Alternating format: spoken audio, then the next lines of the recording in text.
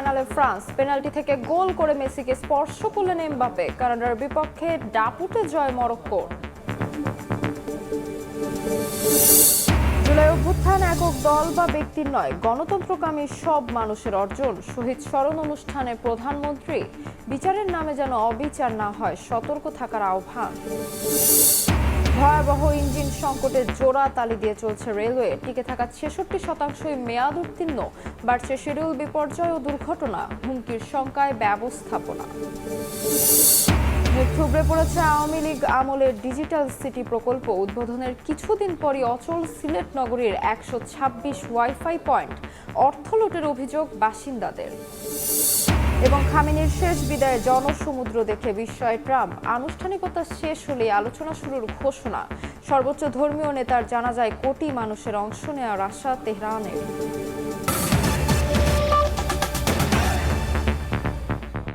সকালের সময়ের সঙ্গে আছে আমি তাসমিলা খান। শুরুতেই ফুটবল বিশ্বকাপের খবর।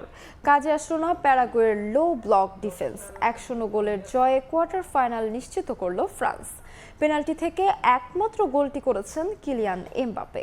এবারের বিশ্বকাপে লিওনেল মেসির করা ৭ গোল স্পর্শ করলেন ফরাসি তারকা। গোল্ডেন বুটের লড়াই জমিয়ে রাখলেন এমবাপে। শীর্ষ ৮-এ দুবারের বিশ্ব চ্যাম্পিয়নদের প্রতিপক্ষ মরক্কো। বিশ্বকাপে অপ্রতিরোধ্য ফ্রান্স স্বাভাবিকভাবে প্যারাগুয়ের বিপক্ষে ফেভারিট হয়েই মাঠে নামে দুইবারের বিশ্ব চ্যাম্পিয়নরা। তবে লাতিন দলটি ভালোই পরীক্ষা নিয়েছে এমবাপ্পে, দেম্বেলে, উলিসেদের। লম্বা সময় ক্ষিপ্র আক্রমণকে বোতলবন্দি করে রাখে প্যারাগুয়ের রক্ষণ। শুরু থেকেই বল দখল কিংবা আক্রমণে একেবারে একপেশে করে রাখে ফরাসিরা। তবে প্রতিপক্ষের রক্ষণে গিয়ে থমকে থাকতে হয়েছে তাদের। এবারের বিশ্বকাপে অপেক্ষাকৃত ছোট দলগুলো লো ব্লক ডিফেন্সে বড় দলগুলোকে নাস্তানাবুদ করে রাখে। সবশেষ আর্জেন্টিনার বিপক্ষেও দেখিয়েছিল কেপ ভার্দে, যার প্রতিফলন দেখা গেল এই ম্যাচেও। আক্রমণে না যেতে পারলেও রক্ষণকে জমাট বেঁধে রাখতে পেরেছে প্যারাগুয়ে। প্রথম ৩০ মিনিট দাপট দেখিয়েছে ফ্রান্স। ৩৬ মিনিটে বাড়ে উত্তেজনা। প্যারাগুয়ের ডিবক্সের বাইরে এমবাপেকে ফাউল করলে এক পর্যায়ে হাতাহাতি পর্যন্ত হয় ফুটবলারদের মাঝে। যদিও কোনো কার্ড দেখতে হয়নি ফুটবলারদের। ফ্রান্সের দাপট থাকলেও গোল শূন্য শেষ হয় প্রথমার্ধ। দ্বিতীয়ার্ধেও যখন সাফল্য পাচ্ছিল না ফরাসিরা, তখন পরিবর্তন আনে একাদশে। দিজিয়ে দুয়েকে মাঠে নামান দিদিয়ের দেশম, আর তাতেই সাফল্যের মুখ দেখে ফ্রান্স। প্যারাগুয়ের ডিফেন্স ভাঙতে গেলে দুয়েকে ফাউল করেন ফুটবলাররা। যদিও শুরুতে পেনাল্টি দেয়নি রেফারি, পরবর্তীতে VAR-এ পেনাল্টির ঘোষণা দেন উজবেকিস্তান রেফারি। পেনাল্টি শুটআউটেও ছিল দুই দলের ফুটবলারদের মাঝে উত্তেজনা। শুরুতে দেম্বেলে কিক করতে গেলেও তিনি ফিরে এসে এমবাপ্পেকে দেন কিক করতে। এই তারকা অবশ্য কোনো ধরনের মিস করেননি। দারুণ শটে বোকা বানান আলোচিত প্যারাগুয়ে গোলরক্ষককে। ১-০তে লিড নেয় ফরাসিরা। এরপর অবশ্য সমতায় ফিরতে চেষ্টা করেছে প্রতিপক্ষরা, তবে ফ্রান্সের ডিফেন্সের কাছে আর পেরে ওঠেনি। শেষ দিকে অবশ্য দারুণ এক সুযোগ তৈরি করে এমবাপ্পে, তবে গিলের নৈপুণ্যে দুইবারেও জালের ঠিকানা খুঁজে পাননি এমবাপ্পে। শেষ পর্যন্ত ১-০ গোলের জয়ে কোয়ার্টার ফাইনাল নিশ্চিত করল ফ্রান্স। সেই সঙ্গে এবারের বিশ্বকাপে মেসির ৭ গোল স্পর্শ করলেন এমবাপ্পে। আর কোয়ার্টার ফাইনালে ফ্রান্সের প্রতিপক্ষ মরক্কো। তারেক হাসান শিমুল, সময় সংবাদ। দাপট দেখালেও কঠিন লড়াই করে প্যারাগুয়ের বিপক্ষে জিততে হয়েছে ফ্রান্সকে। তবে শেষ পর্যন্ত এমবাপের করা গোলে উৎসবে মাতে গোটা প্যারিস চাপিয়ে ফ্রান্স। ১-০ গোলে জিতলেও ফুটবলারদের পারফরমেন্সে খুশি সমর্থকরা। এই ধারাবাহিকতা ধরে রেখে পরের ম্যাচগুলোতেও জয় পাবে দুইবারের বিশ্ব চ্যাম্পিয়ন প্রত্যাশা দেশটির ভক্ত সমর্থকদের। এবারের বিশ্বকাপের অপ্রতিরোধ্য ফ্রান্সকে শেষ পর্যন্ত রুখে দিতে পারেনি প্যারাগুয়ে। প্রথমার্ধে গোল শূন্যভাবে শেষ হলো। দ্বিতীয়ার্ধের ৭০ মিনিটে পেনাল্টি কিক থেকে গোল নেন কিলিয়ান এমবাপ্পে। তবে ম্যাচটা ফ্রান্সের জন্য খুব একটা সহজ ছিল না। জয় চিনে নিয়ে আনতে তাদেরও কম ঘাম জড়াতে হয়নি। বেশ কয়েকটি আক্রমণ করলেও খুব একটা কাজে লাগাতে পারেনি সেই আক্রমণগুলো ফ্রান্স। অপরদিকে প্যারাগুয়ে পাল্টা আক্রমণ করলেও শেষ পর্যন্ত তারা গোলের দেখা পায়নি। এদিকে এদিনও রাজধানী প্যারিসের বিভিন্ন বার, রেস্টুরেন্ট ও ফ্যান জোনগুলোতে ফরাসি সমর্থকরা একসাথে সমবেত হয়ে ফ্রান্স ও প্যারাগুয়ের ম্যাচ উপভোগ করেছেন। ম্যাচ শেষে তারা ফ্রান্সের জয় উল্লাস করেন নেচে এবং গেয়ে। তাদের প্রত্যাশা ফ্রান্স এবার বিশ্বকাপ নিয়ে আসবে। রাউন্ড অফ 16-তে প্যারাগুয়েকে পরাজিত করে কোয়ার্টার ফাইনালে চলে গেছে দুইবারের বিশ্বকাপ জয়ী ফ্রান্স। সামনে কোয়ার্টার ফাইনাল, সেমিফাইনাল এবং সবশেষে কাঙ্ক্ষিত ফাইনাল। অপ্রতিরোধ্য থেকেই কাপ নিয়ে ঘরে ফিরবে দেশম বাহিনী, এমন প্রত্যাশাই ফরাসি ফুটবল সমর্থকদের। ফ্রান্স প্যারিস থেকে মোহাম্মদ লুৎফুর রহমান বাবু, সময় সংবাদ। আজ যেদিন ওই নাহির জোড়া গোলে 2026 আসরে সবার আগে কোয়ার্টার ফাইনাল নিশ্চিত করল মরক্কো। কানাডাকে হারালো 3-0 গোলে। ইনজুরি সময়ে শেষ গোলটি করেন সোফিয়ান রাহিমি। 2022 সালের পর টানা দ্বিতীয়বারের মতো শীর্ষ 8-এ পা রাখল তারা। যুক্তরাষ্ট্রের হিউস্টনে রাউন্ড অফ 16-এর প্রথম ম্যাচ। মরক্কোর বিপক্ষে কানাডার লড়াই ছিল দেশটির প্রথমবারের মতো কোয়ার্টার ফাইনালের মাইল ফলকের লক্ষ্যে। কিন্তু মরক্কোর পাওয়ার ফুটবলের সামনে 16-এই থামতে হলো সহস্বাগতিকদের। শুরুর দিকে মরক্কোকে চাপে রাখে কানাডা। খেলার 10 মিনিটে অসাধারণ এক সেভ করে মরক্কোকে বাঁচান গোলরক্ষক ইয়াসিন বোনো। আক্রমণ প্রতি আক্রমণ আর উত্তেজনায় ঠাসা ম্যাচের প্রথমার্ধে গোলের দেখা পায়নি কোনো দলই। বল দখলে মরক্কো এগিয়ে থাকলেও সুযোগ বেশি তৈরি করেছে কানাডা। কানাডার একটি শটের বিপরীতে মরক্কো শট নিয়েছে 4টি, যেখানে কানাডার 2টি শটের লক্ষ্যে ছিল মরক্কোর মাত্র 1টি। 50 মিনিটে ডান প্রান্তে আশরাফ হাকিমি ফ্রি কিক থেকে সরাসরি শট না নিয়ে বল পাঠান বক্সের কাছাকাছি থাকা আজিদ্দিন উনাহিকে। দারুণ এক মাটি কামড়ানো শটে বল জালে জড়ান এই মিডফিল্ডার। সমতায় ফিরতে মরিয়া কানাডা একসঙ্গে অনেক খেলোয়াড়কে সামনে তুলে আনে, কিন্তু 82 মিনিটে সেই সুযোগই কাজে লাগায় মরক্কো। বল দখলে নিয়ে দ্রুত পাল্টা আক্রমণে ওঠে তারা। দারুণ এক থ্রো পাস গিয়ে পৌঁছায় ব্রাহিম দিয়াজের কাছে। তার বাড়িয়ে দেয়া বলে কোনো ভুল করেনি আজিদ্দিন উনাহি। জোরালো শটে ম্যাচে নিজের দ্বিতীয় গোলটি করেন উনাহি। 2-0 গোলে লিড নেয় আফ্রিকার দেশটি। ম্যাচে ফিরতে মরিয়া কানাডা খেই হারায় শেষ মুহূর্তে। আরও এক গোল হজম করে প্রথমবার রাউন্ড অফ 16 খেলতে আসা দলটি। স্কোর করেন রাহিমি। 3-0 গোলের জয় নিশ্চিত হয় মরক্কানদের। সেই সঙ্গে প্রথম দল হিসেবে কোয়ার্টার ফাইনালে পা রাখল আশরাফ হাকিমির দল। 2022 সালের পর আবারও শীর্ষ 8 নিশ্চিত করল তারা। আব্দুল্লাহ শাফি, সময় সংবাদ।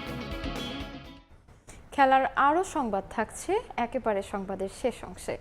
জুলাই অভ্যুত্থান কোনো একক দল বা ব্যক্তির নয়, গণতন্ত্রকামী ও শান্তিপ্রিয় সব মানুষের অর্জন। জুলাই অভ্যুত্থানের শহীদদের স্মরণ অনুষ্ঠানে একথা বলেন প্রধানমন্ত্রী তারেক রহমান। জুলাই হত্যাকাণ্ডে জড়িতদের দেশের আইন অনুযায়ী বিচার হবে জানিয়ে সরকার প্রধান বলেন, বিচারের নামে কারো প্রতি যেন অবিচার না হয় সে বিষয়ে সতর্ক থাকতে হবে।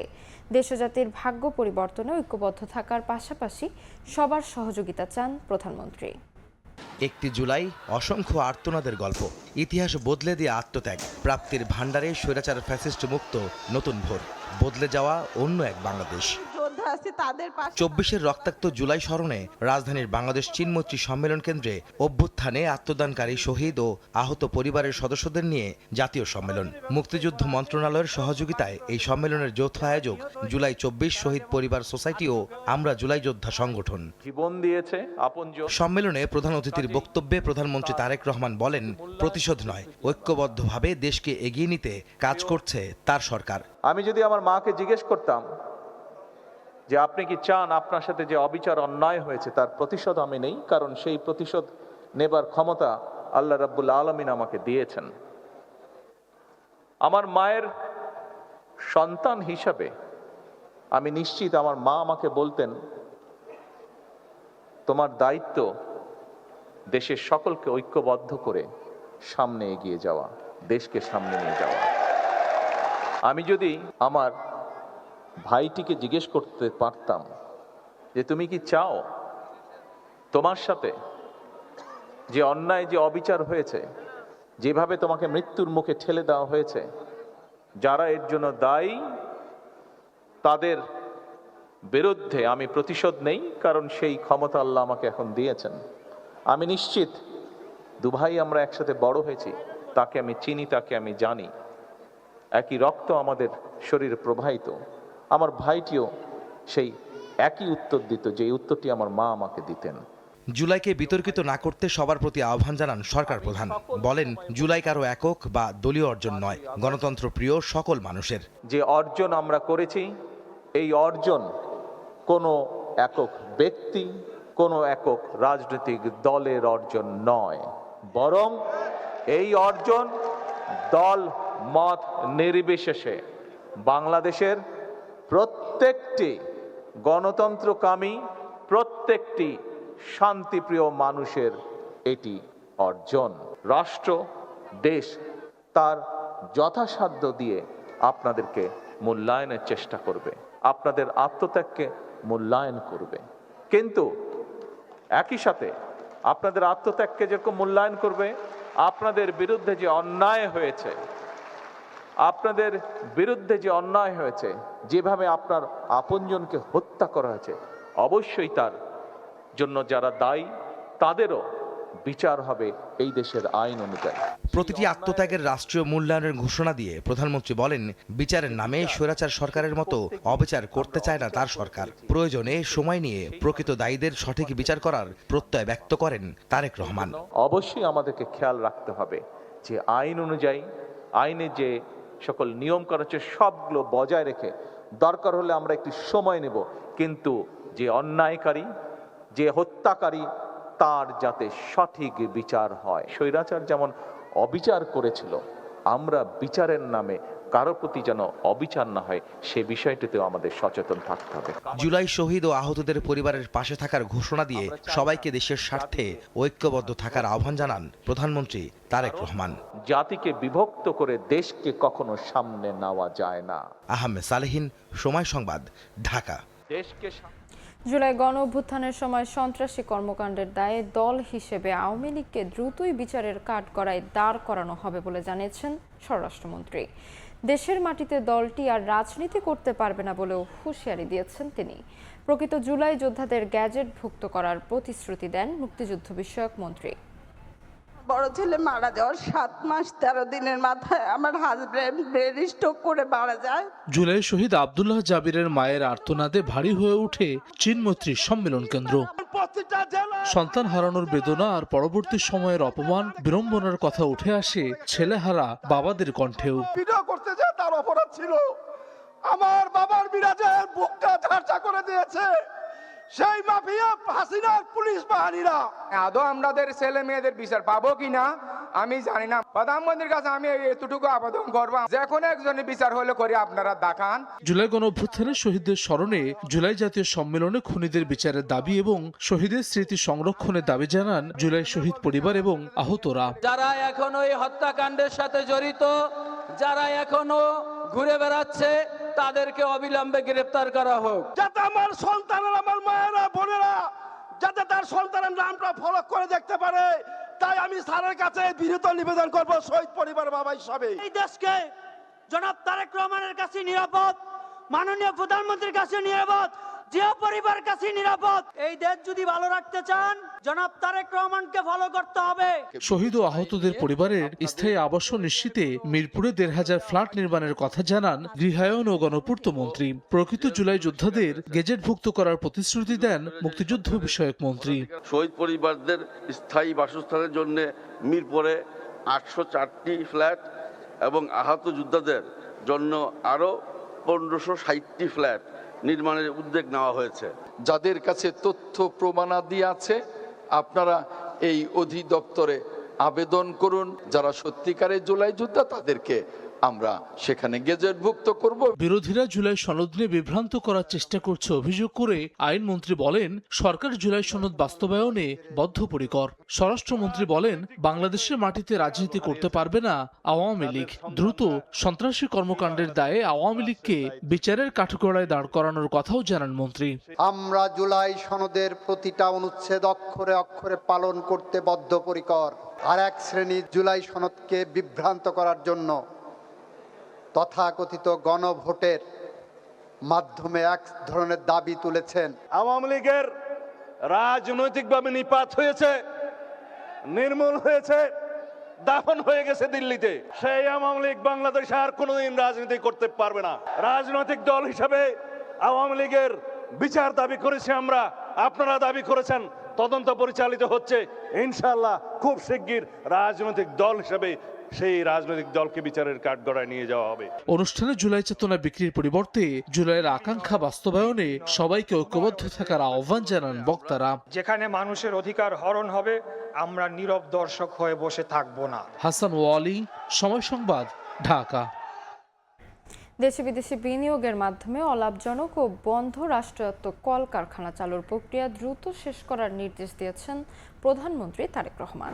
শনিবার প্রধানমন্ত্রীর কার্যালয়ে বন্ধ কলকারখানা চালুর অগ্রগতি নিয়ে সভায় এ নির্দেশ দেন তিনি। পুরো প্রক্রিয়া স্বচ্ছভাবে সম্পূর্ণ করার পাশাপাশি অপ্রয়োজনীয় সময় ক্ষেপণ এড়ানোর নির্দেশ দেন সরকার প্রধান। সভায় জানানো হয়, বন্ধ শিল্প প্রতিষ্ঠানগুলোতে বিনিয়োগে দেশি বিদেশি বিনিয়োগকারীদের পাশাপাশি বেশ কয়েকটি বেসরকারি কোম্পানি আগ্রহ প্রকাশ করেছে। তারা বিভিন্ন ধরনের শিল্প প্রতিষ্ঠান গড়ে তোলার প্রস্তাব দিয়েছে। এসব প্রস্তাবের সম্ভাব্যতা ও অর্থনৈতিক কার্যকারিতা যাচাই শেষে পরবর্তী সিদ্ধান্ত নেওয়ার কথা জানানো হয়।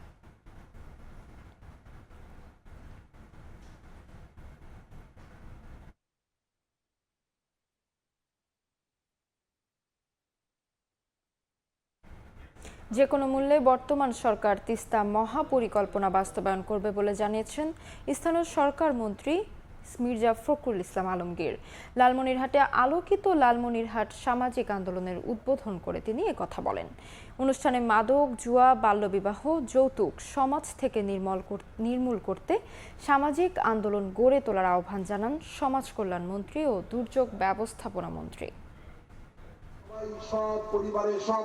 মাদক, জুয়া, বাল্যবিবাহ, যৌতুক লালমনিরহাটের ঘরে ঘরে আতঙ্কের নাম। প্রতিনিয়ত ভাঙছে পরিবার, থেমে যাচ্ছে শিশুর ভবিষ্যৎ, হারিয়ে যাচ্ছে হাজারো স্বপ্ন।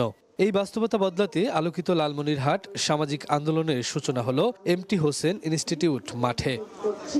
দুর্যোগ ব্যবস্থাপনা ও ত্রাণমন্ত্রী আসাদুল হাবিব দুলুর তত্ত্বাবধানে আন্দোলনের উদ্বোধন করেন স্থানীয় সরকার মন্ত্রী মির্জা ফখরুল ইসলাম আলমগীর। অনুষ্ঠানে যোগ দেন সমাজ কল্যাণ মন্ত্রী ডাক্তার এজেটেম জাহিদ হোসেন সহ স্থানীয় সংসদ সদস্যরা। দ্রুতই লালমনিরহাটে মহল্লা ভিত্তিক ইউনিট গঠন করে সামাজিক অসঙ্গতির বিরুদ্ধে কাজ করার নির্দেশ দেন দুর্যোগ ব্যবস্থাপনা ও ত্রাণমন্ত্রী। আর এই উদ্যোগ সারা দেশে ছড়িয়ে দেওয়ার আহ্বান জানান সমাজ কল্যাণ মন্ত্রী। প্রত্যেকটি ওয়ার্ড ভিত্তিক প্রাইমারি স্কুল আপনারা ভিজিট করবেন, পাঁচজন করে গ্রুপ করে দিবেন, শিক্ষকরা এসেছে কিনা, ছাত্ররা এসেছে কিনা। এই কাজগুলো যদি আমরা করি সবাই মিলে একসঙ্গে, তাহলে লালমনিরহাট আলোকিত হয়ে উঠবে। এরকম একটি ওয়ার্কফোর্স অর্থাৎ কর্মী বাহিনী যদি থাকে, তাহলে যে কোনো সামাজিক আন্দোলনে জয়যুক্ত হওয়া যায়। আলোকিত লালমনিরহাট দিয়েই যে মানবিক আন্দোলন, সেইটি বাংলাদেশের 64 জেলায় ছড়িয়ে পড়বে এবং আলোকিত বাংলাদেশ হবে। অনুষ্ঠানে স্থানীয় সরকার মন্ত্রী মির্জা ফখরুল ইসলাম আলমগীর বলেন, লালমনিরহাটের মানুষ প্রতিনিয়ত সংগ্রাম করছে। সরকার তাদের দুর্দশা ঘোচাতে যে কোনো মূল্যে তিস্তা মহাপরিকল্পনা বাস্তবায়ন করবে। জাগোবাহে তিস্তা বাঁচাও সংগ্রাম করেছেন, লড়াই করেছেন, সেই লড়াই আপনাদের সাফল্য এসেছে। আমাদের প্রধানমন্ত্রী তিনি পার্লামেন্টে বলেছেন যে আমরা তিস্তা মহাপরিকল্পনা সফল করব, যে মূল্যেই হোক, যে কোনো মূল্যেই হোক। নেতা আজকে আবার আমাদেরকে একটা নতুন বাংলাদেশের স্বপ্ন শুধু দেখাচ্ছেন না, তিনি তার পরিকল্পনা দিচ্ছেন। সেই পরিকল্পনার মধ্য দিয়েই আমরা এই বাংলাদেশকে আবার নতুন করে গড়ে তুলব। মাদকসহ সামাজিক ব্যাধির বিরুদ্ধে দেশব্যাপী আন্দোলন গড়ে তোলার আহ্বান জানান স্থানীয় সরকার মন্ত্রী। পরে আলোকিত লালমনিরহাট এর উদ্যোগে একটি র্যালি শহরের গুরুত্বপূর্ণ সড়ক প্রদক্ষিণ করে। শফিকুজ্জামান রুবেল, সময় সংবাদ, লালমনিরহাট। সকালের সময় আরো থাকছে। শ্রম অসন্তোষে ঝুঁকিপূর্ণ চা বাগান পুনরুজ্জীবিত করার উদ্যোগ সরকারের। ব্যবস্থাপনায় স্বচ্ছতা ফেরানো, সিন্ডিকেট ভাঙার তাগিদ, ন্যায্য মূল্য নিশ্চিতের পরামর্শ। ভয়াবহ ইঞ্জিন সংকটে রেলওয়ে। 1969 সালে 486টি ইঞ্জিন থাকলেও তা কমে এখন 265টি। টিকে থাকা ইঞ্জিনের 66% মেয়াদ উত্তীর্ণ। রেল কর্মকর্তারাই বলছেন, ইঞ্জিন সংকটে বাড়ছে শিডিউল বিপর্যয় ও দুর্ঘটনা, কমছে গতি। এমন বাস্তবতায় দ্রুত ইঞ্জিন কেনার পরামর্শ দিয়ে বিশেষজ্ঞরা বলেছেন, নতুবা হুমকির মুখে পড়বে সার্বিক রেল ব্যবস্থাপনা। আশার কথা শুনিয়েছেন রেল প্রতিমন্ত্রী। জানান, আগামী 1 বছরের মধ্যে বহরে যুক্ত হবে 30টি নতুন ইঞ্জিন। নাজমুস সালেহির প্রতিবেদন। উত্তরবঙ্গের জনপ্রিয় ট্রেন রংপুর এক্সপ্রেস প্রতিদিন সকাল 9টা 10 মিনিটে ছেড়ে যায় কমলাপুর রেলওয়ে স্টেশন থেকে, কিন্তু রেলের যে তথ্য বোর্ড তা বলছে এই ট্রেনটি ছেড়ে যাবে 1টা 20 মিনিটে, অর্থাৎ প্রায় 5 ঘন্টা বিলম্ব। তবুও কখন ছাড়বে তার সুনির্দিষ্ট তথ্য নেই কারো কাছে। এই রুটের যাত্রীরা বলছেন উত্তরবঙ্গের প্রায় প্রতিটি ট্রেনেই এমন দুর্ভোগে পড়তে হয় তাদের। গল্পটি 14 জুনের।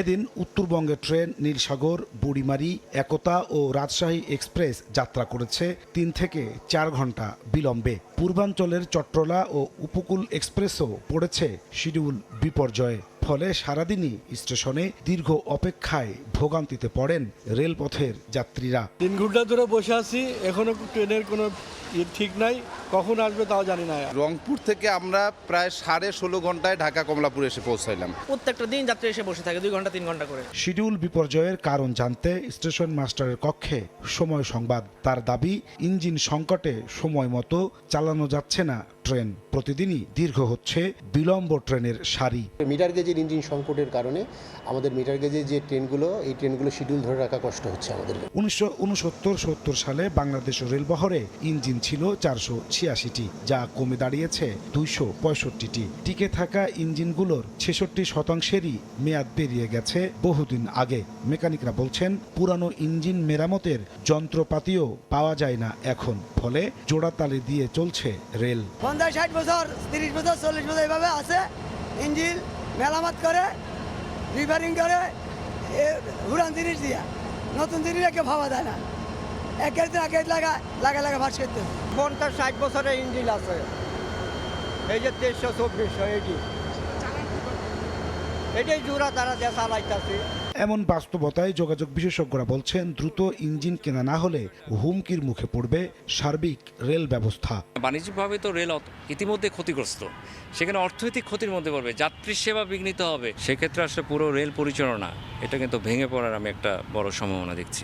আশার কথা শোনালেন রেল প্রতিমন্ত্রী। জানান 6 মাস থেকে 1 বছরের মধ্যে আসবে 30টি নতুন ইঞ্জিন। পুরোপুরি সংকট কাটতে সময় লাগবে আরও। 30টা লোকোমোটিভ যতটুকু পাইপলাইনে আছে সেটাকে আমাকে ধরে নিতে এবার 6 মাস থেকে 1 বছরের মধ্যে আমরা নতুনভাবে যা করতেছি এগুলি ধরে নিতে হবে যে 2 বছর পর আমরা যে এই সেবাটা নিশ্চিত করতে পারবো। বর্তমানে 6টি প্রকল্পে 166টি ইঞ্জিন কেনার পরিকল্পনা নিয়ে কাজ করছে বাংলাদেশ রেলওয়ে। নাজমুস্তালেহি, সময় সংবাদ, ঢাকা। দীর্ঘদিন দাবি জানালেও নেত্রকোনায় 12 কিলোমিটার রেল লাইন সম্প্রসারণ হয়নি। এতে দুর্ভোগে অন্তত 10 লাখ মানুষ। যদিও এলাকা পরিদর্শন শেষে রেল প্রতিমন্ত্রী আশ্বাস দিয়েছেন সম্ভাব্যতা যাচাই করে দ্রুতই সম্প্রসারণের কাজ শুরু হবে। আর ডেপুটি স্পিকার বলেছেন কিশোরগঞ্জ এক্সপ্রেস ট্রেনটি জারিয়া পর্যন্ত বর্ধিত করতে ইতোমধ্যেই মন্ত্রণালয়ে চিঠি দেওয়া হয়েছে। আলপনা বেগমের তথ্য ও আবু সুফিয়ানের ছবিতে রিপোর্ট।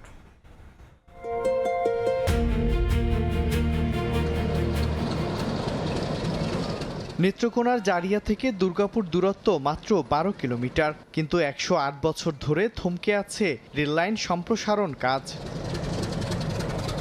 বর্তমানে জারিয়া থেকে ঢাকাগামী বলাকা কমিউটার সহ জারিয়া ময়মনসিংহ রোডে একটি লোকাল ট্রেন দিনে 4 বার আসা যাওয়া করে। প্রতিদিন স্টেশনটিতে ভিড় করেন হাজারো যাত্রী। 12 কিলোমিটার পথ পাড়ি দিতে অনেকেরই অতিরিক্ত অর্থের পাশাপাশি ভোগান্তির শিকার হতে হচ্ছে। এজন্য দ্রুত দুর্গাপুর পর্যন্ত রেললাইন সম্প্রসারণের দাবি তাদের। যাতায়াত ব্যবস্থা সুব্যবস্থা হবে, দ্রুত এদিক দিয়ে দুর্গাপুর থেকে জারিয়ে আসতে পারবে, জারিয়ে হয়ে আপনার ঢাকার সাথে যোগাযোগ ব্যবস্থা বাড়বে। সরকারের কাছে আমাদের আবেদন যাতে জারিয়া জানজাইল থেকে আপাতত ঢাকা পর্যন্ত একটি আন্তনগর ট্রেন বিশেষভাবে জরুরিভাবে যাতে দেয়। এই রেলটা যত দ্রুত দুর্গাপুর পর্যন্ত পৌঁছায়, কর্মাকাণ্ড পর্যন্ত পৌঁছায় সেই প্রত্যাশা করি। 100 টাকা ভাড়া দিয়ে আমরা ঢাকা চলে যেতে পারি, এটা নিরাপদ, এটা খুব ভালো। আমাদের খুব শীঘ্রই হয়তো আমরা চিঠি পাবো, তখন আমরা আমাদের লাইন বা সবকিছুর যে আন্তনগর ট্রেন চলাচলের জন্য যে উপযুক্ততা সেটা আমরা খুব শীঘ্রই কাজ শুরু করব।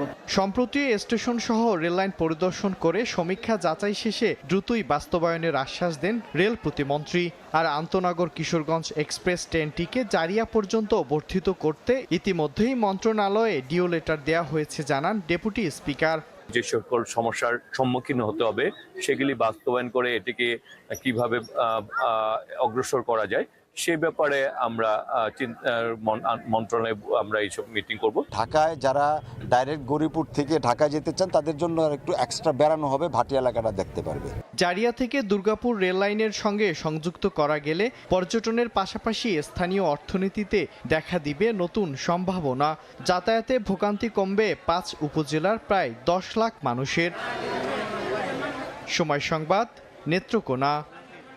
মুখ থুবড়ে পড়েছে ডিজিটাল সিটি প্রকল্প। শহরের 126টি ওয়াইফাই অ্যাক্সেস পয়েন্ট চালু হলেও উদ্বোধনের কিছুদিন পরই অচল। এই প্রকল্পের মাধ্যমে মানুষের টাকা লুটপাট করা হয়েছে বলে অভিযোগ নগরবাসীর। সিটি কর্পোরেশন বলছে প্রকল্প পরিকল্পনায় তাদের সঙ্গে কোনো সমন্বয়ই করা হয়নি। নৌশাদ আহমেদ চৌধুরীর ছবিতে অপু বণিকের রিপোর্ট।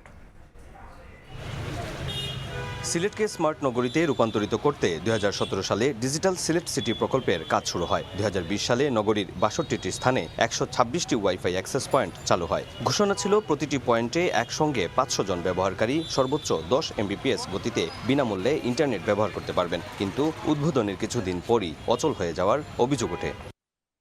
প্রকল্পটি বাস্তবায়নকারী প্রতিষ্ঠান বাংলাদেশ কম্পিউটার কাউন্সিল 2022-23 অর্থবছরে রক্ষণাবেক্ষণ ও প্রকল্পের ব্যয় মেটাতে সিটি কর্পোরেশনকে পুরো বরাদ্দের জন্য চিঠি দিলেও তা সম্ভব হয়নি। বর্তমানে নগরীর কোনো ওয়াইফাই পয়েন্টেই নেই ইন্টারনেট। এই প্রকল্পের মাধ্যমে মানুষের টাকা লুটপাট করা হয়েছে অভিযোগ নগরবাসীর। এটির সুফল আমরা আসলে পাচ্ছি না।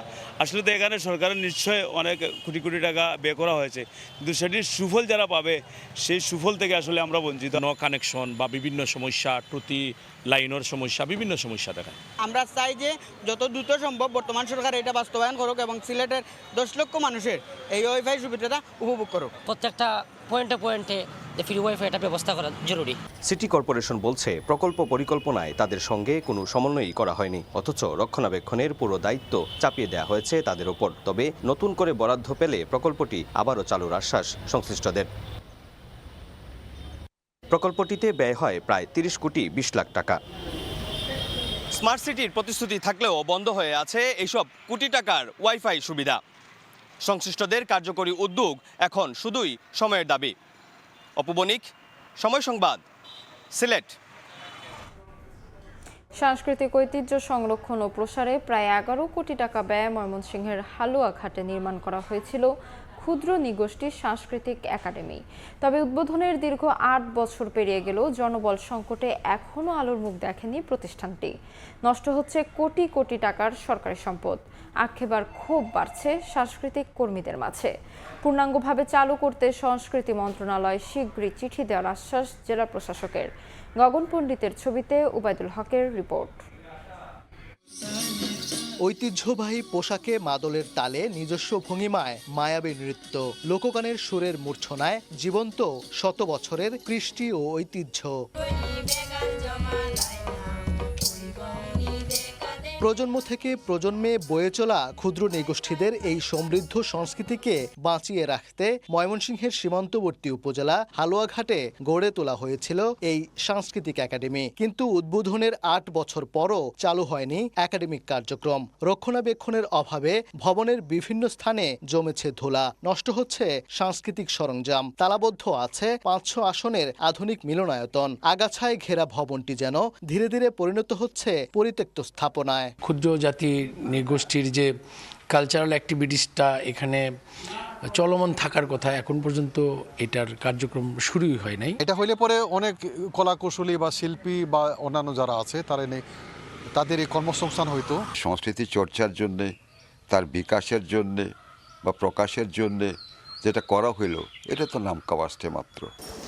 দীর্ঘদিন কোনো জনবলি ছিল না এই প্রতিষ্ঠানে। 2025 সালের আগস্টে একজন পরিচালক নিয়োগ পেলেও অন্য কোনো কর্মকর্তা কর্মচারী না থাকায় একাডেমির দেখভাল কার্যত একাই করছেন তিনি। পরিচালক হলেও ভবন পাহারা দেয়া ছাড়া আর কোনো কাজের সুযোগ নেই তার। জনবল এখানে অনেকগুলো প্রয়োজন আছে, যেমন সহকারী পরিচালক, সঙ্গীত, নৃত্য, গবেষণা।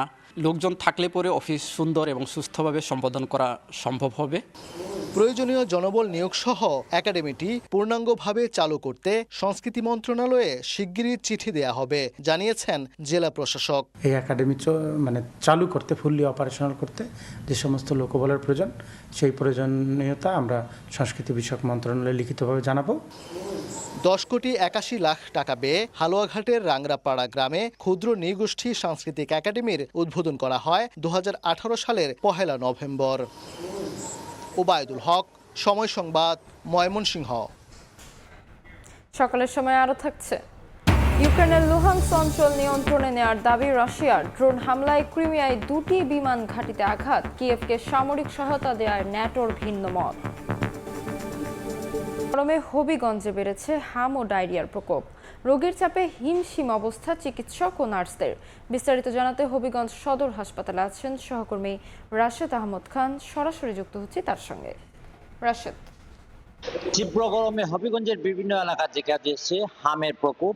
এছাড়া হামের পাশাপাশি যে ডায়রিয়ারও বিভিন্ন প্রকোপ দেখা দিয়েছে। আমরা দেখেছি যে হবিগঞ্জের 9টি স্বাস্থ্য কমপ্লেক্স সহ হবিগঞ্জ সদর হাসপাতালে রোগীর চাপ, প্রচণ্ড রোগীর চাপ। আমরা দেখেছি যে হাসপাতালে যে ভর্তি রোগীরা রয়েছেন, ভর্তি রোগীরা যে সিটের বাইরেও যে মেঝের মধ্যে তাদের রেখে চিকিৎসা দেওয়া হচ্ছে। তো আমরা হাম আক্রান্ত যে রোগীরা এই ইউনিটে আমরা আজকে কথা বলেছিলাম। আমরা এ পর্যন্ত যে তথ্য জেনেছি যে এখানে হবিগঞ্জ সদর হাসপাতালের যে হাম ইউনিট রয়েছে, এই হাম ইউনিটে প্রায় 45 জন রোগী ভর্তি রয়েছেন। এছাড়াও জেলার বিভিন্ন উপজেলায় হাম রোগীরা রয়েছেন। বিভিন্ন উপজেলা স্বাস্থ্য কমপ্লেক্সে হাম আক্রান্ত হয়ে রোগীরা ভর্তি হচ্ছেন।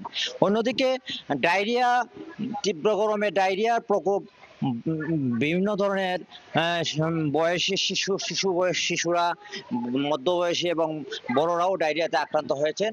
এবং এই আক্রান্ত হওয়ার পর এখানে সদর হাসপাতালে যারা এখানে চিকিৎসক রয়েছেন এবং সেবিকা রয়েছেন তাদের প্রচুর চাপ আমরা লক্ষ্য করেছি। আমরা দেখেছি যে শিশুসহ যারা এখানে আছেন, শিশু, বৃদ্ধ, বিশেষ করে শিশু এবং বৃদ্ধরা ডায়রিয়াতে বেশি আক্রান্ত হচ্ছেন। এবং আমরা দেখেছি যে এখানে একটি অভিযোগ রোগীরা প্রায়ই করছেন যে এখানে যে সরকারি হাসপাতালে যে রোগীরা যে বিনামূল্যে যে স্যালাইন পাওয়ার কথা, স্যালাইন তারা পাচ্ছেন না এবং অন্যান্য ওষুধও তারা পাচ্ছেন না। তবে হাসপাতাল কর্তৃপক্ষ জানিয়েছেন যে মাত্র প্রতিদিন একজনকে মাত্র একটা স্যালাইন দেওয়ার তাদের বরাদ্দ রয়েছে। এর বাইরে যে স্যালাইনগুলো লাগে এই স্যালাইনগুলো তারা বাইরে থেকে কিনে আনতে হচ্ছে। তো হাসপাতাল কর্তৃপক্ষের দাবি হচ্ছে যে তাদের যে বরাদ্দ আছে এই বরাদ্দ অনুযায়ী তারা রোগীদেরকে সাধ্যমতো চেষ্টা করছেন ঔষধ এবং স্যালাইন দেওয়ার। এবং রোগীদের যে একটি অভিযোগ হচ্ছে যে তারা সরকারি হাসপাতালে ভর্তি হয়েছে, তারা সব ধরনের ওষুধ তারা ফ্রিতে তারা আশা করেন। কিন্তু মূল কথা হচ্ছে যে এখানে যে ধারণ ক্ষমতার যে যতটুকু সিট আছে এর চেয়ে কয়েক গুণ রোগী, যে কারণে হিমশিম খেতে হচ্ছে এই হাসপাতালে যারা কর্মরত আছেন। তো এই ছিল আজকে হাম এবং ডায়রিয়ার হবিগঞ্জের সর্বশেষ অবস্থা। হবিগঞ্জ থেকে সরাসরি যুক্ত ছিলাম। বকেয়া মজুরিকে কেন্দ্র করে শ্রম অসন্তোষে ঝুঁকিতে পড়ে যায় দেশের 31টি চা বাগান। অদ্ভুত পরিস্থিতিতে বাগানগুলো পুনরুজ্জীবিত করার উদ্যোগ নিয়েছে সরকার। ব্যবস্থাপনায় স্বচ্ছতা ফেরানোর পাশাপাশি সিন্ডিকেট ভাঙা গেলে প্রাণ ফিরে পাবে চা শিল্প, আশা সংশ্লিষ্টদের। দিগেন সিংহের তোলা ছবিতে বিস্তারিত ইকরামুল কবিরের রিপোর্ট।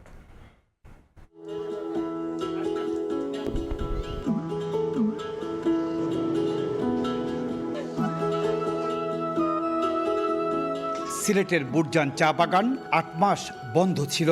বাংলাদেশ চা বোর্ড ও জেলা প্রশাসন এই বাগানের 1500 শ্রমিক কর্মচারীর মানবিক দিক বিবেচনায় এনে বাগান পরিচালনায় 1 বছরের জন্য স্থানীয় একটি কোম্পানিকে কেয়ারটেকারের দায়িত্ব দেয়। তবে 8 মাস বাগান বন্ধ থাকাকালীন শ্রমিকদের বেতন ভাতার বিষয়টি ঝুলে আছে।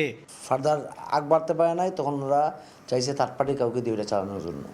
তখন ওরা আমাদেরকে প্রপোজ করছে। আমাদের মেডওয়াপ নাই, আর তারপরে মেডিকেলের কোনো চিকিৎসার খরচ নাই। মাছ কোম্পানির এক মালিকে আমরা লগে সহযোগিতা করছে, করার পরে তাই নিয়ে আমরা কইছে তোমরা কাজ করো, আমরা তোমরা সহযোগিতা কইরা যাবো। নিরিখের উপরে নির্ভর আমরা ওই যে 178 টাকা এটাই দিই। 2024 সালের 5 আগস্ট পরিবর্তিত পরিস্থিতিতে কিছু চা বাগানের মালিক বাগান রেখে পালিয়ে যান। এতে বাগান ব্যবস্থাপনায় বিশৃঙ্খলা দেখা দেয়। অনেক বাগানে শ্রমিকের মজুরি সঠিকভাবে পরিশোধ না করায় শ্রমিক অসন্তোষ দেখা দেয়। দেশের 172 বাগানের মধ্যে রাষ্ট্রায়ত্ত প্রতিষ্ঠান ন্যাশনাল টি কোম্পানির 12টি বাগান সহ 31 চা বাগান ঝুঁকির মধ্যে পড়ে। চা বাগানের চলমান সংকটে সবচাইতে আতঙ্কের মধ্যে আছে চা বাগানের শ্রমিক ও কর্মচারীরা। এমন পরিস্থিতিতে এই সংকট মোকাবেলায় সরকারের সহযোগিতা কামনা করেছেন তারা। সরকারের আন্তরিক সহযোগিতা কামনা করছি যাতে চা শিল্পকে রক্ষার্থে সরকার এগিয়ে আসেন এবং শ্রমিকদের যাতে সুন্দরভাবে তাদের ছেলেমেয়ে পরিবার পরিজনের জীবনযাপন করে, সেটাই আমাদের চাওয়া। এমন পরিস্থিতিতে বাংলাদেশ চা বোর্ডের প্রতিনিধি বলছেন, বাগান পরিচালনায় স্বচ্ছতা আনার পাশাপাশি ঝুঁকিপূর্ণ বাগানগুলো সরকারি সহায়তার আওতায় আনা জরুরি। সরকার প্রণোদনা এই মুহূর্তে প্রয়োজন।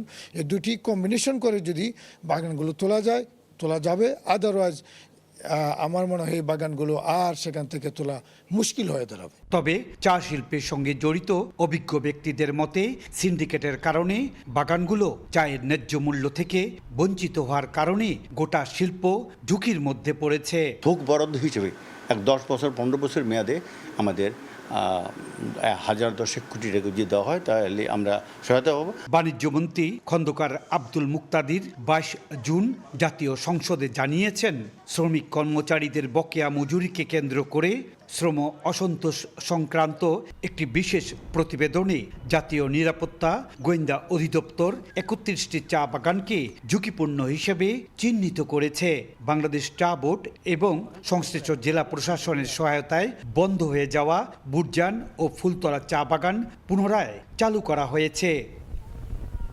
ইকরামুল কবির, সময় সংবাদ, সিলেট। শেরপুরের পাহাড়ি এলাকায় বাণিজ্যিকভাবে শুরু হয়েছে লটকন চাষ। অনুকূল আবহাওয়ায় ফলন এবারও ভালো।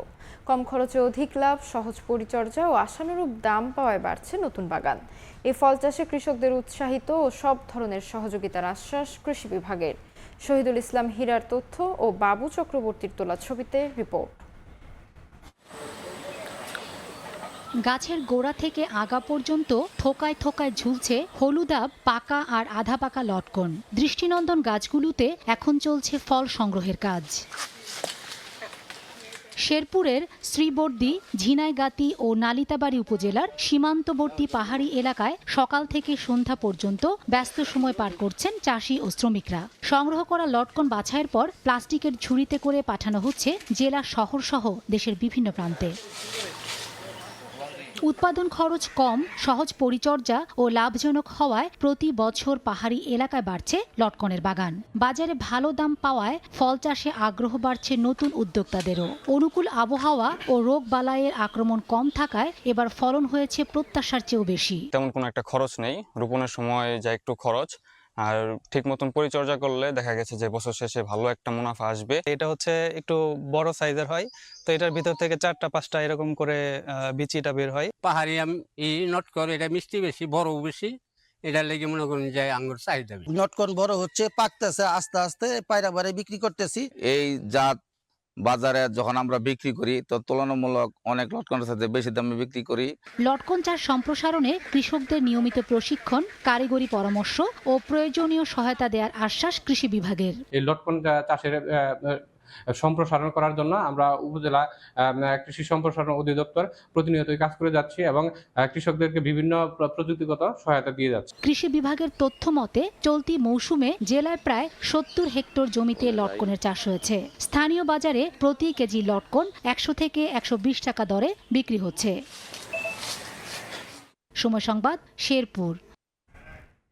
সংস্কারের অভাবে চলাচলের অনুপযোগী হবিগঞ্জের লাখাই উপজেলার স্বজন গ্রাম বামই সড়ক।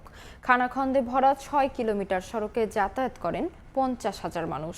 স্থানীয়দের অভিযোগ, বছরের পর বছর সংস্কারের দাবি জানানো হলেও কার্যকর উদ্যোগ নেওয়া হয়নি। তবে শীঘ্রই সড়কটি মেরামতের আশ্বাস উপজেলা প্রশাসনের। রাশেদ আহমদ খানের তথ্য ও ছবিতে রিপোর্ট।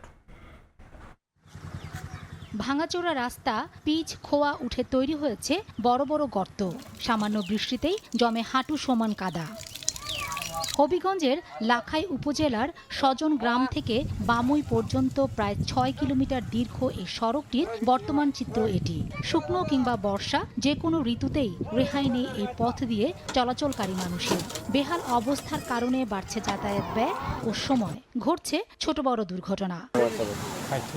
স্থানীয়রা জানান, গুরুত্বপূর্ণ এই সড়কটির এমন দশায় উৎপাদিত কৃষি পণ্য ও মাছ জেলা সদরে পাঠানো ব্যাহত হচ্ছে। দ্রুত সড়কটি মেরামতের দাবি তাদের। আমরা বড় হয়ে গেছি, এবার রাস্তা ঠিক হয় না। এবার 10টার পরে 20টার গাড়ি আইতেছে, রাস্তার খুবই অবস্থা খারাপ। ফুলাবানেন দা স্কুলে যা কলেজে যা রাস্তা লেগে আইতে পারে না, ব্রেক পানি গাড়ি লিয়ে তো যাইতে পারেন না। সরকারের কাছে আবেদন এই রাস্তাটা আমরা করে দিত। আগামী বছরই সড়কটি মেরামত করা হবে জানান উপজেলা নির্বাহী কর্মকর্তা। আমাদের যে কোনো বরাদ্দ অর্থ বছরের শুরুতে আসে, এই জন্য এই গত অর্থ বছরেরটা গত বছরই শেষ হয়েছে। এই অর্থ বছরে আশা করি সজন গ্রামের রাস্তার ব্যাপারে আমরা করতে পারবো, ঠিক করতে পারবো।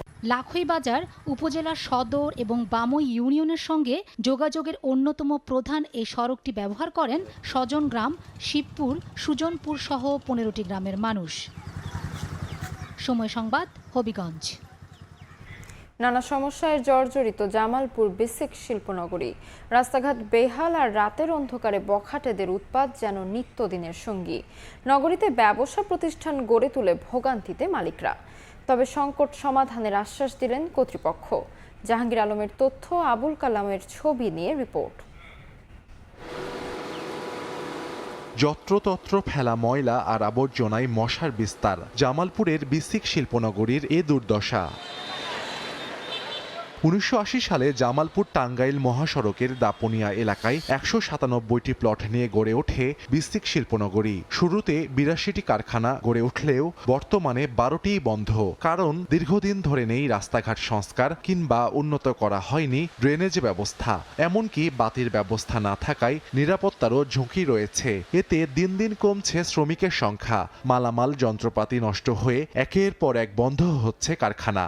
পানি নিষ্কাশনের কোনো ব্যবস্থা নাই, আর যেগুলো ছোটখাটো নিষ্কাশনের ব্যবস্থা ড্রেন আছে, এই ময়লায় ভরাট হয়ে থাকে। আমাদের জামালপুর বিসিকে অনেক জায়গা খালি আছে যেগুলোতে এখনো শিল্প প্রতিষ্ঠান হয় না। জলবদ্ধের কারণে আর কেউ এখানে কারখানা করে না। পরিবেশ না থাকার কারণে অনেক মেল কারখানা বন্ধ আছে। তবে দ্রুত সব সমস্যা সমাধানের আশ্বাস সংশ্লিষ্ট কর্তৃপক্ষের।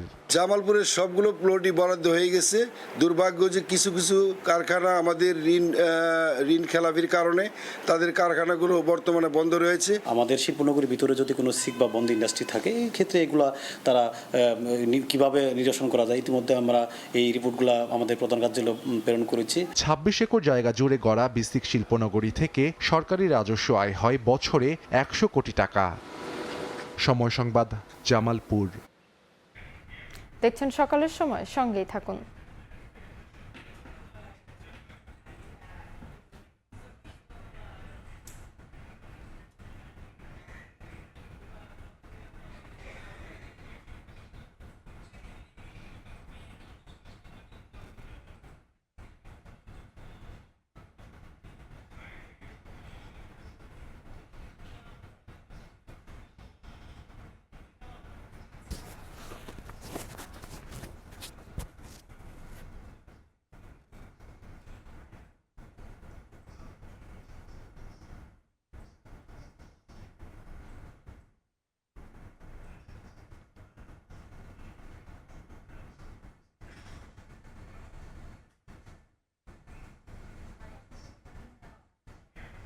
দেখছেন সকালের সময়। এবার দেশের বাইরের খবর।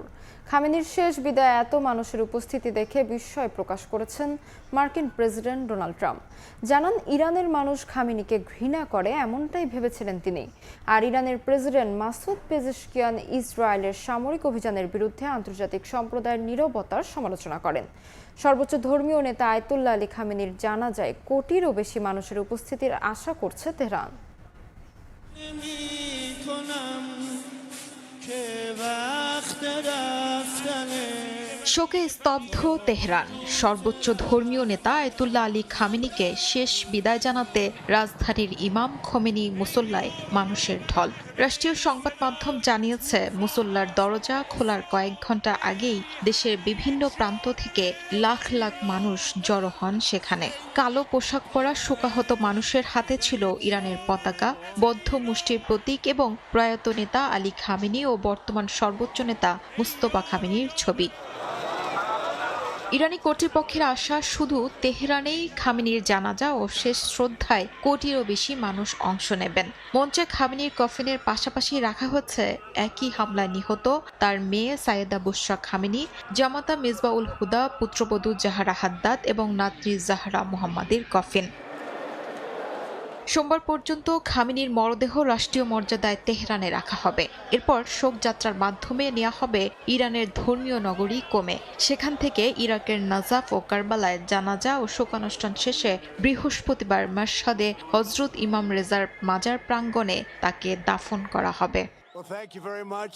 এদিকে খামেনির জানাজায় এত মানুষের উপস্থিতি দেখে বিস্ময় প্রকাশ করেছেন মার্কিন প্রেসিডেন্ট ডোনাল্ড ট্রাম্প। ইরানের মানুষ খামেনিকে ঘৃণা করেন এমনটাই ভেবেছিলেন তিনি। দাবি করেন, তিনি চাইলেই জানাজায় উপস্থিত মানুষকে লক্ষ্যবস্তু করতে পারতেন, কিন্তু তা করলে আলোচনার সুযোগ থাকবে না। খামেনির জানাজা শেষ না হওয়া পর্যন্ত ইরান ও যুক্তরাষ্ট্রের আলোচনা সাময়িকভাবে স্থগিত থাকবে বলেও জানান মার্কিন প্রেসিডেন্ট। অন্যদিকে জানাজা উপলক্ষে আয়োজিত অনুষ্ঠানে ইসরায়েলের সামরিক অভিযানের বিরুদ্ধে আন্তর্জাতিক সম্প্রদায়ের নীরবতার সমালোচনা করেন ইরানের প্রেসিডেন্ট মাসুদ পেজিশকিয়ান। বলেন, মধ্যপ্রাচ্যে ইসরায়েলের ধারাবাহিক হামলা ও আঞ্চলিক অস্থিরতা ঠেকাতে কার্যকরী কোনো পদক্ষেপ নেওয়া হয়নি। তার দাবি, খামেনির প্রতি ইরানের জনগণের এই অভূতপূর্ব শোক প্রকাশ যুক্তরাষ্ট্র ও ইসরায়েলের অস্বস্তিও প্রকাশ করে। শিউলি রোজা, সময় সংবাদ। গাজায় থামছে না ইসরায়েলি হামলা। বিভিন্ন এলাকায় নতুন করে হামলায় অন্তত 9 ফিলিস্তিনি নিহত হয়েছেন। আহত হয়েছেন আরও অন্তত 21 জন। উত্তর গাজায় জাবালিয়া শরণার্থী শিবিরে ড্রোন হামলায় 1 জন, বেত লাহিয়ায় 2 জন এবং গাজা সিটিতে 1 ফিলিস্তিনি নিহত হন। এছাড়া গাজা সিটির জেইতুন এলাকায় পৃথক ড্রোন হামলায় আরও 1 জন নিহত এবং 1 জন আহত হয়েছেন। গাজার স্বাস্থ্য মন্ত্রণালয় জানিয়েছে, একই সময় আহত অন্তত 16 জনকে বিভিন্ন হাসপাতালে ভর্তি করা হয়েছে। এদিকে গাজায় যুদ্ধবিরতি লঙ্ঘন এবং মানবিক সহায়তা প্রবেশে বাধার প্রতিবাদে শনিবার সুইডেনের রাজধানী স্টকহোমের ওডেন প্লাস স্কোয়ারে বিক্ষোভ করেছে শত শত মানুষ। এ সময় ইসরায়েলের ওপর কূটনৈতিক চাপ বাড়ানো এবং দেশটির কাছে অস্ত্র বিক্রি বন্ধের আহ্বান জানানো হয়।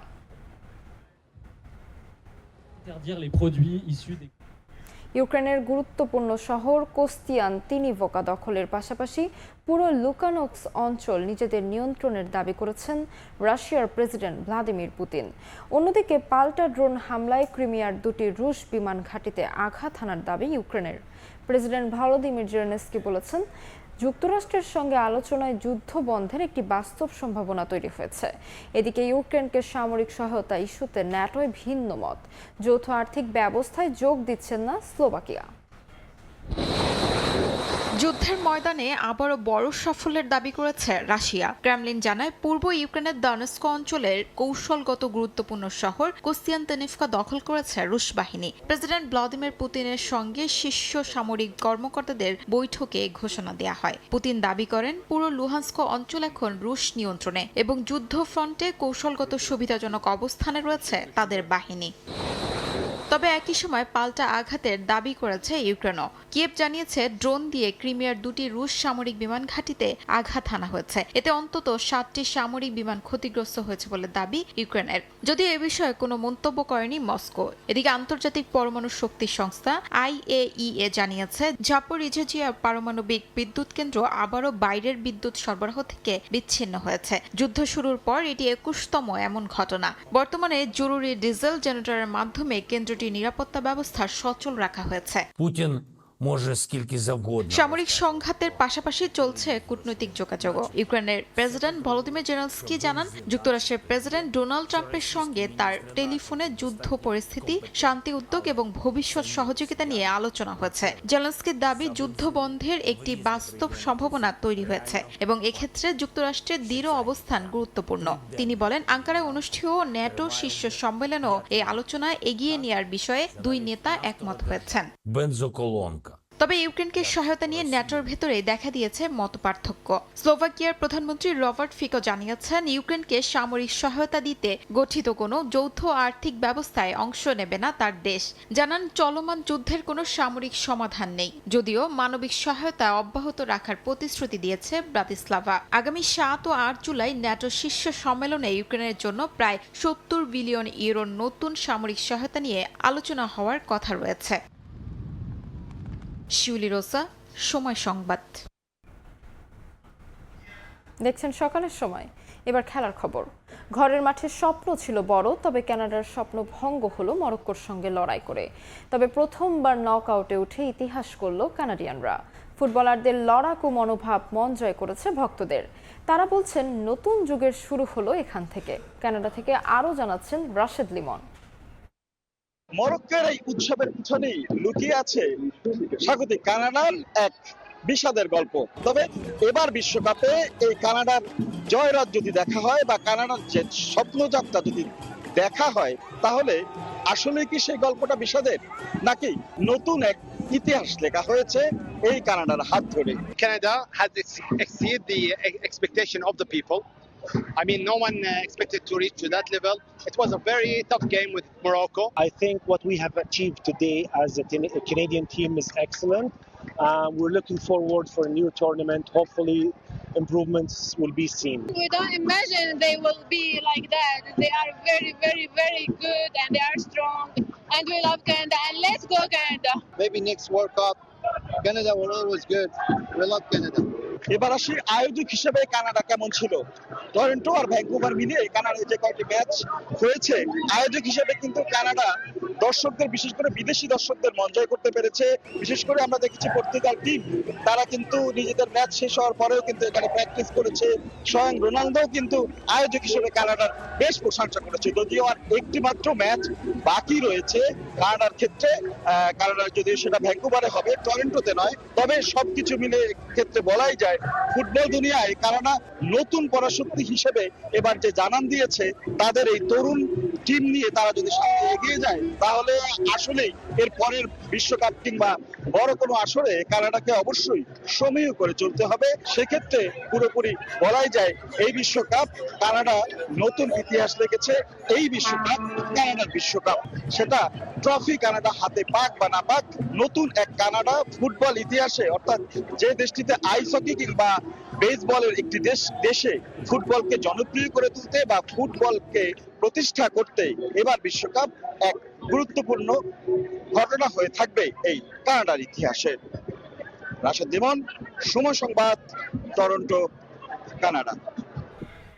এ পর্যায়ে শীর্ষ সংবাদগুলো জানিয়ে দিচ্ছি আরেকবার।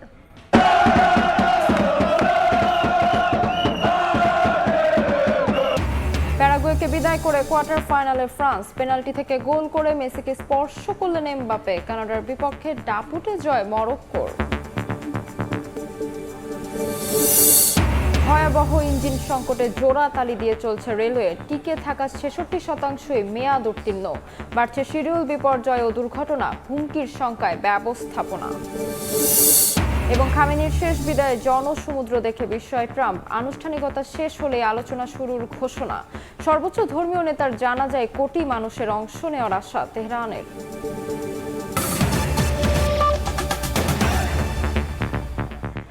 এ ছিল সকালের সময়। দর্শক, বিশ্বকাপ ফুটবলের মহাযজ্ঞ সরাসরি সম্প্রচার করছে সময় টেলিভিশন। দেখতে চোখ রাখুন সময়ের পর্দায়। এরপর আন্তর্জাতিক সময় নিয়ে সঙ্গে থাকবেন কাজল আব্দুল্লাহ। ধন্যবাদ তাজমিলা। আন্তর্জাতিক সময় নিয়ে আসছি কিছুক্ষণ পরে, সঙ্গে থাকুন সময়ের।